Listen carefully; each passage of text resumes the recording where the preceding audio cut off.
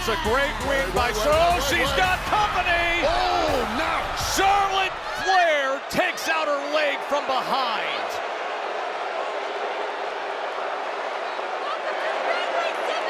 Tiffany Stratton's opponent at WrestleMania, Royal Rumble winner, Charlotte Flair, the 14-time champ. Oh my God!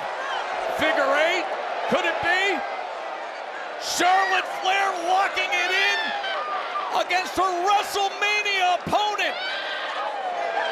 Oh, Wade. Charlotte Flair living up to the name, using every dirty trick in the book to attack the body and mind of the young champ.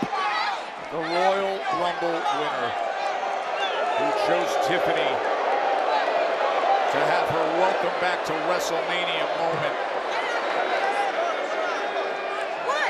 And Charlotte making a big and dangerous statement as you see Tiffany Stratton reaching for that left knee. Charlotte Flair has just been a step ahead of Tiffany Stratton for the past several weeks. 43 days till WrestleMania, Wade. And that will be the matchup.